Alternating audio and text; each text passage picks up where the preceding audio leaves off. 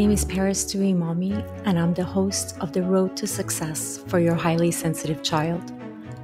This podcast is about empowering parents of highly sensitive children to nurture their child's unique personality trait and create a path to success.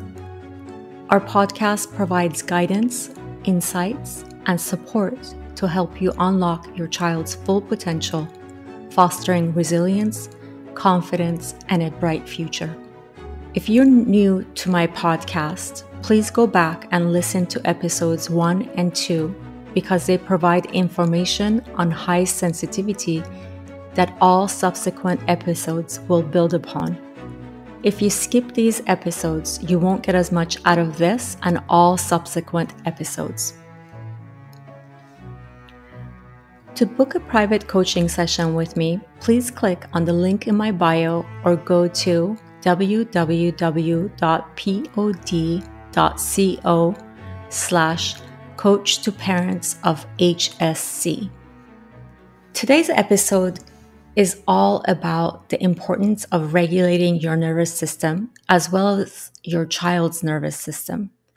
As you know, highly sensitive children have a finely tuned nervous system, and one of the things that they might struggle with is getting overwhelmed by various stimuli in their environment.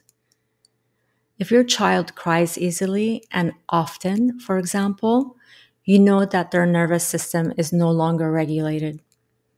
Today's episode will focus on regulating your nervous system by activating your vagus nerve. So let's talk about what the vagus nerve is all about. The vagus nerve is the longest cranial nerve wandering from your brain to your large intestine. This nerve reaches into most of your body, including your throat, lungs, heart, stomach, liver, spleen, pancreas, kidney, and gut. The vagus nerve affects the overall mind-body connection.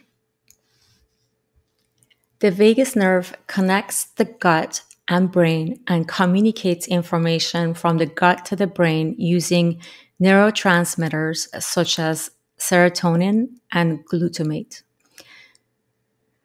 all of which play a vital role in sleep, mood, pain, stress, and hunger.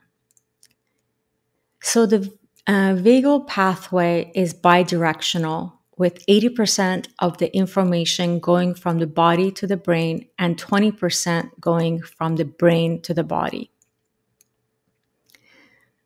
The vagus nerve also plays a vital role in the parasympathetic nervous system, which is responsible for rest and digest. So why is knowing this information important if you have a highly sensitive child? The reason being is that, first of all, it's not just important for your child, but it's also important for you to be able to regulate your nervous system. Because as you know, caring for parenting a highly sensitive child is a lot of work. It takes a lot out of you, and it might be stressful at times. So it's really important that you have a way of regulating your nervous system so that you don't go into this constant flight or fight response. And which is very common, by the way. A lot of people don't realize this, but when you're not, where you're not able to regulate your nervous system, you might stay in this fight or flight response, even when there's no sign of danger, even when it's not necessary. So that becomes really important for you to regulate your nervous system. And then, of course, for your highly sensitive child is as important, or if not more important, that you teach them, depending on their age, you teach them how to regulate their nervous system, because a big part of being a highly sensitive child is that you get overwhelmed easily with the various stimuli that are in your environment. And also the fact that you're empathetic and you take on other people's energy, you feel their energy, you feel their pain. So that also can lead to being stressed or overstimulated as well. So, one of the main functions of the vagus nerve is to receive the fight, flight, freeze, or fawn messages from your brain. So, and this will basically help the rest of your body prepare to engage in a survival response. And the same nerve is responsible for receiving and spreading the message that you're safe. So it can restore regular functions and you can relax. So basically, the vagus nerve answers the question, am I safe or unsafe? If the answer is I am safe, your body can relax and be in the parasympathetic mode of rest and digest. If the answer is no, I'm not safe, your body would go into the fight, flight, freeze, or fawn response. And your body will then prepare to engage in one of these survival responses. So, how do you regulate your nervous system? I just want to clarify that regulating your nervous system does not mean that you become calm. It means that you become regulated and connected to your body. And then, how do you know when you're regulated? When you're regulated when you feel an emotion and you have access to your logical brain and you can feel the emotion, you can process it, you can respond to it, and you can make a decision. You're dysregulated when your nervous system is triggered, and therefore you're not able to use your logical brain, and you're not grounded, and you react without thinking and processing. And so with practice, you can consciously use your vagus nerve to settle your nervous system and body, which will help you avoid going into a fight, flight, freeze, or fawn response in situations where this response is not necessary. So before I get into telling you what my favorite somatic exercises are, I want to let you know that I love these exercises and they work for me, but there are many, many other somatic exercises out there. So if the ones that I go over with you don't resonate, then it's okay. Just take what works for you and leave what doesn't work for you. And same thing goes for your child. And then go research and see what works for you. But for me, these work really well. And the other thing to keep in mind is that these exercises, whatever one that you choose to do, you don't have to do them all, but if you choose, one or two that you want to do, you need to do it on a daily basis. And same thing goes for your child. And the reason is that these need to become a habit and something that you do every day for them to work, because you don't want to wait till you're actually out of until you're triggered or dysregulated and then go and do these exercises, because then it's too late. What you want to do is get into the habit of doing these exercises all the time, to the point where I highly recommend that you even do it with an activity that you already have a habit of doing. For example, in the shower, or when you go to use the bathroom, or when you brush your teeth, for example, or when you go for a walk or when you're driving in your car. It depends on the situation and which exercises you're doing. But the point is that you want to incorporate it in something that you already are doing on a daily basis. This is when this is the most effective. And these exercises don't need to be, taking too much out of your time, especially if you're pairing it with something that you already do. They won't take anything extra out of your time. You're already doing that task, and this is just added to it. So you're not doing anything extra. But even if you were to do this on its own, which is what I do, they don't take too much of your time. I tend to take 10 minutes a day, but when I first started, all I did was about 60 seconds each exercise, so no more than 5 minutes a day. But now I've gotten into a habit of doing 10 minutes of somatic exercises before I go to bed. And that is so helpful to me because it helps me sleep as well and have a restful sleep. Whereas before, I had a really hard time sleeping and I had to take medication in order to sleep. And since I started these somatic exercises, I'm no longer taking any medication to sleep.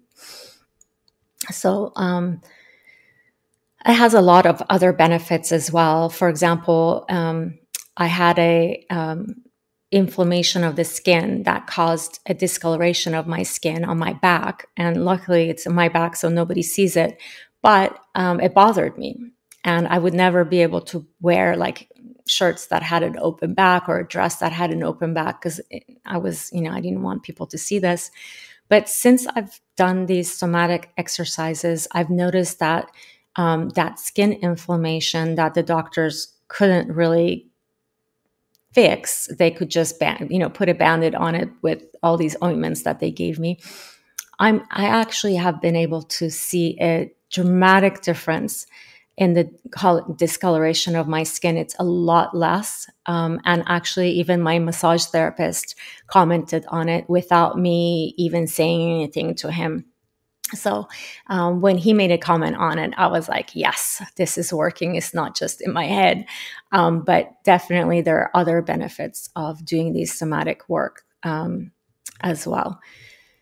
So let's get into it. So the first thing that I do when I do my somatic exercises is I ground myself.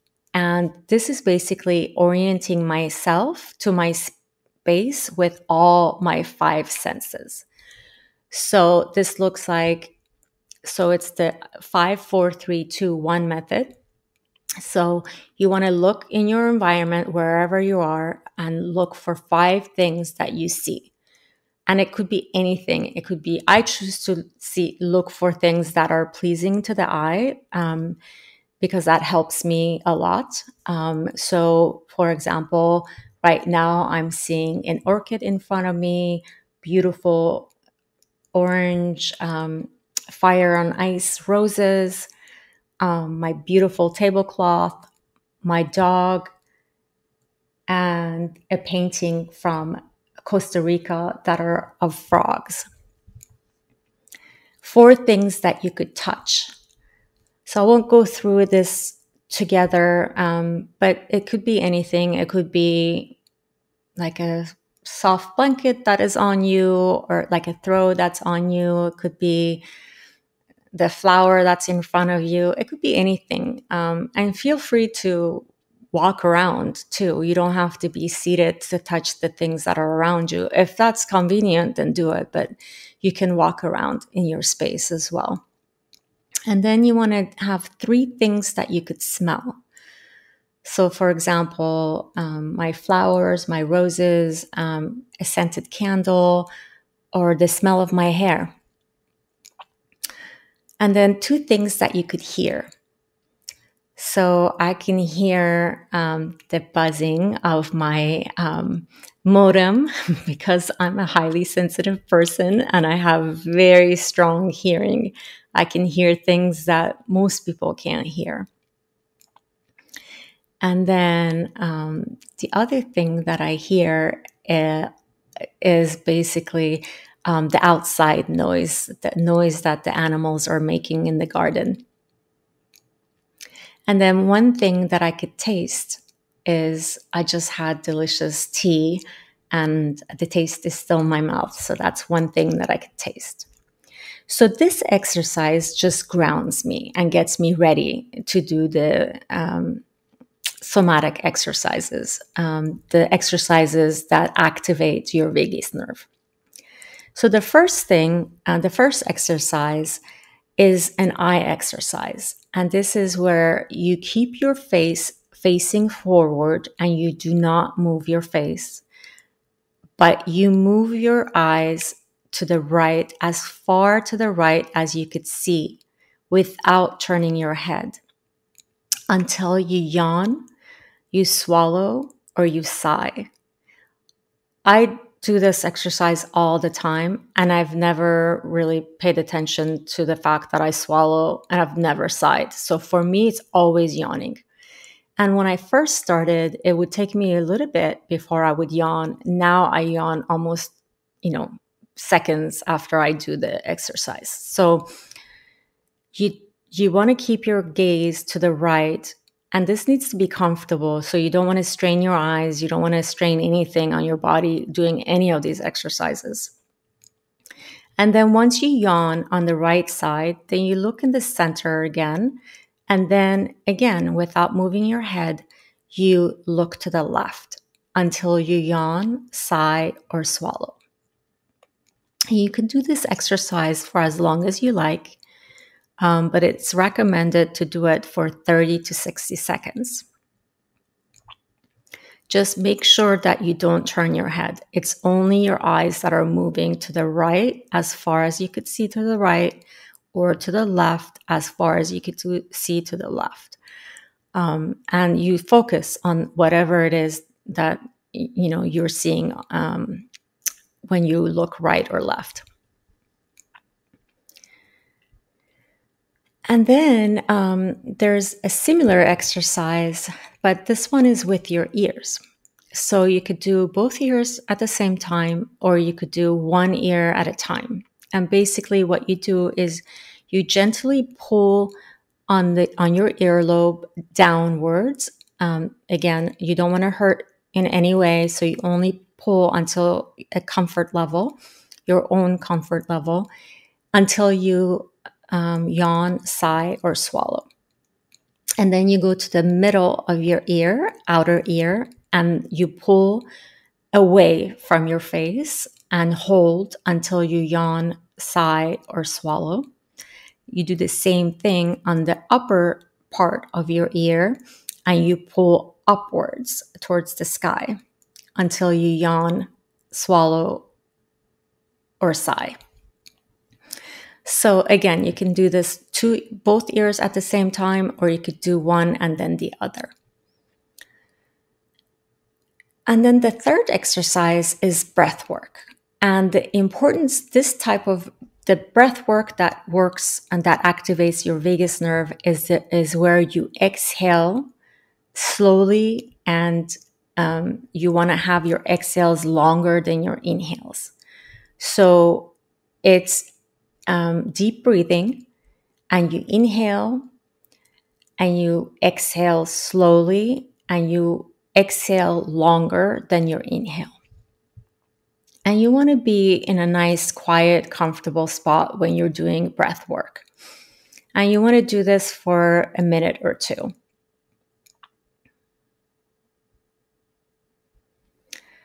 And then the next exercise is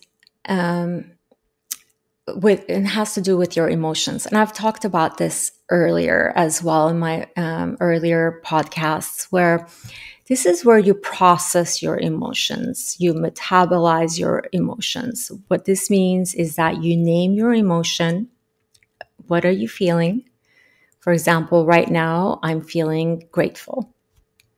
Where in your body are you feeling this emotion? I'm feeling it in my heart. What message does this emotion have for you? For me, this message is basically telling me that I'm in my flow, that I'm doing the things that I love. I'm grateful for everything that I have in my life. And I feel it all in my heart. So it's all about love and feeling grateful. And then the next question is, why is it there? So basically, these questions are just really for you to be inquisitive and sit with your emotions and try to figure out whether they're telling you, giving you a message, or why are they there? Why is it that this emotion is there?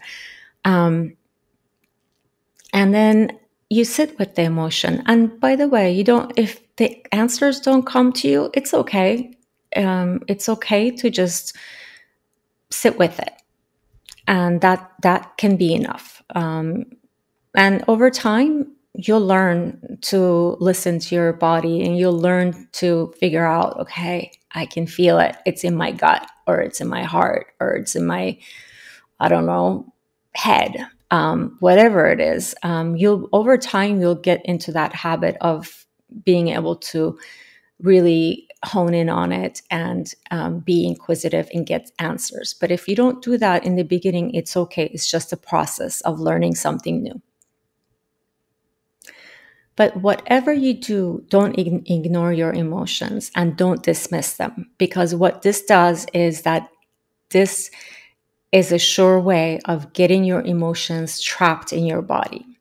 And you don't want to do that. So I want to read a poem by my favorite poet, Rumi. The poem is called The Guest House, and it goes like this. This being human is a guest house. Every morning, a new arrival, a joy, a depression, a meanness. Some momentary awareness comes as an unexpected visitor. Welcome and entertain them all, even if there are a crowd of sorrows who violently sweep your house empty of its furniture. Still, treat each guest honorably. He may be clearing you out for some new delight. The dark thought, the shame, the malice, meet them at the door laughing, and invite them in. Be grateful for whoever comes, because each has been sent as a guide from beyond. This is such a beautiful poem, and it's a great reminder for us all to welcome each emotion and sit with it and let it be, and let it take whatever time it needs to be there with you. Normally, it doesn't actually take that long when you allow yourself to feel your emotions and be inquisitive. Normally, the emotion just goes away on its own. And a lot of people think, oh, processing my emotions will take so much of my time. I don't have time. Usually, it doesn't take more than 2 minutes to process an emotion. The next exercise, you want to do this when you feel overwhelmed, or when you feel that you can tell that you are going to feel overwhelmed by your emotions. So it's called a bilateral stimulation. And again, there are many ways of doing a bilateral stimulation, but the one that I'm aware of is when you take a ball and you pass it from your left hand to your right hand.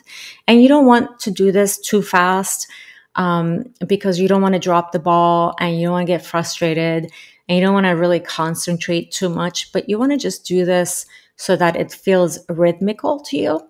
And it's as a pace that is comfortable for you, where you could just do it without thinking.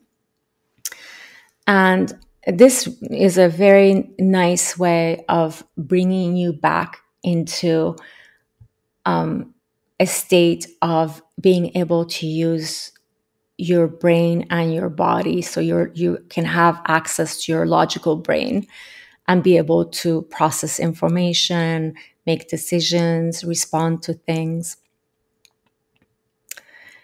And then Some other exercises that I won't be able to get into in detail, but I just want to mention it, is humming, singing, gargling. If you're going to do the gargle, it has to be for at least 30 seconds. Laughing, cold exposure. This means that you wash your face, for example, with cold water, or you take a cold shower. And these could be helpful for your children depending on their age, because a lot of kids, for example, love to hum. So that's something easy to teach them.